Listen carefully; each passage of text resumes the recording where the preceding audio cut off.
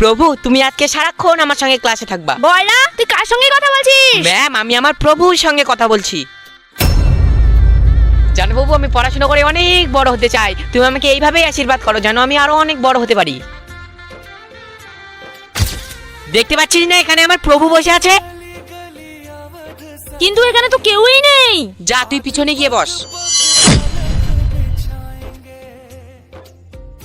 আরে বয়রা পাগল টাগল হয়ে গেছে নাকি? একা একা কার সঙ্গে কথা বলছে এদিকে? হ্যাঁ রে, আমিও তাই দেখছি।